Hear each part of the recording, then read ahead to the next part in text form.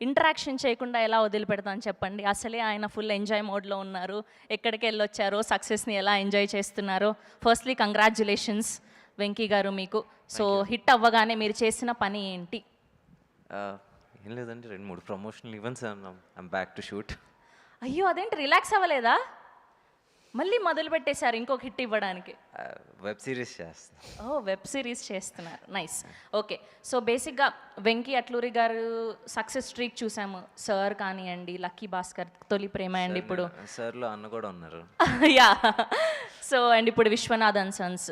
So ఇలాంటి socio fantasy ఫిలింని మేము వెంకీ అట్లూరి గారి నుంచి ఎక్స్పెక్ట్ చేయొచ్చా? లాట్ ఆఫ్ రీసెర్చ్ కావాలండి, lot of experience and maturity కావాలి. నిజంగా నాకు ఇలాంటి టీజర్స్ చూసినప్పుడు నాకు సంతోష్ లాంటి డైరెక్టర్స్ని చూస్తే కొంచెం లైట్గా ఒక మోటివేషన్ వస్తుంది. At the same time trailers చూసి అబ్బా మనం ఎప్పుడు చేయాలని ఒక చిన్న ఉంటుంది చూడండి, మనం ఎప్పుడు. సో నిజంగా I have to appreciate Santosh for that.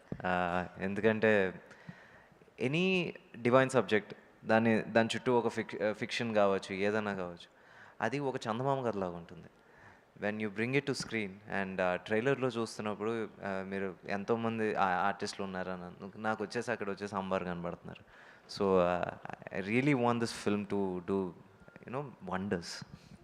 Thank you so much. Okay, ఇప్పుడు వస్తున్న యంగ్ డైరెక్టర్స్కి వెంకీ అట్లూరి గారి సక్సెస్ ఫార్ములా ఏంటి అంటే ఏమని చెప్తారు?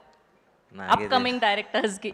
సో అలా వస్తారు, కామ్గా కూల్గా ఒక మంచి సినిమా తీస్తారు, మళ్ళీ వెళ్ళిపోతూ ఉంటారు. సో ఏంటి అలా ఆ సక్సెస్ ఫార్ములా ఏంటి మాకు తెలుసుకోవాలని ఉంది. నాకే తెలియదండి, ఏం చెప్తాం. సో బేసిక్గా ఒక కన్విక్షన్ అంటూ ఉంటుంది కదా, నేను ఇలా రాసుకుంటాను, ఇలా ఒక్కొక్కరికి ఒక్కొక్క స్కూల్లో ఉంటుంది కదా. సో అలా మీరు ఎలా ప్రిపేర్ అవుతారు బేసిక్గా ఒక సినిమా తీసే ముందు అని? 2-3 వారాలు సినిమా తర్వాత ఒక వారం హాలిడేకి వెళ్ళి వచ్చి మళ్ళీ రైట్ మొదలు పెడుతున్నాయి అంతే. Just keep yourself busy, ఏంటి right as much as possible. So gap తీసుకోకుండా హిట్ వచ్చిందని సైలెంట్గా ఉండిపోకుండా వరుసగా పని చేస్తూ ఉండడమే మీ సక్సెస్ ఫార్ములా అంటారు, అంతేనా? పని కోసం 5-6 ఏళ్ళు వెయిట్ చేసాం, పని వచ్చిన తర్వాతకి బ్రేక్ తీసుకోకూడదు అనేది నాది ఇది. Yes, thank you Venky garu, thank you so much. Yes, మా సుమంత్ గారు గోదావరి, సత్యం లాంటి ప్రేమ కథలు చూసాము, మళ్ళీ రావా, అనగనగా లాంటి ఎమోషనల్ ఫిలిమ్స్ చూసాము, సుబ్రహ్మణ్యపురం అండ్ ఇప్పుడు ఇది సోషియో ఫ్యాంటసీ. సో నెక్స్ట్ ఏం సర్ప్రైజ్ దాగుంది, ఎలా కనిపించబోతున్నారు సుమంత్ గారు? నేను అంత ఫ్యూచర్లో ఆలోచించనండి. ఫస్ట్ ఇప్పుడు ఏంటంటే ఇప్పుడంతా ఈ సినిమా బయటికి రావాలి, సక్సెస్ అవ్వాలి అని జస్ట్ కోరుకుంటున్నాను, ఆశిస్తున్నాను అంతే. ఓకే, దాని తర్వాత ఏం స్క్రిప్ట్ వస్తుందో ఇంకా ఏం రాస్తుందో చూడాలండి. అంటే మీకు ఎలాంటి స్క్రిప్ట్ చేయాలని ఉంది ఇప్పటివరకు? పోనీ వేరే లాంగ్వేజెస్లో ఏదైనా చూసిన ఫిలిమ్స్లో నేను ఇలాంటి క్యారెక్టర్ చేసుంటే బాగుండు, ఇలాంటి పాత్ర నాకు పడుంటే బాగుండు అన్న ఏంటి మీకు క్యారెక్టర్? అయ్యి బాబు, ఇప్పుడు పక్కన విశ్వనాథన్ సన్స్ అండి, అలాంటి సినిమా.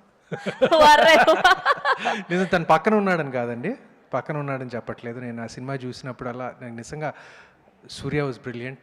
తనకన్నా ఎవరు సూట్ అవరా ఆ క్యారెక్టర్ కానీ నాకు ఎప్పుడు అలాంటి సినిమా చేయాలని కోరుకుంది.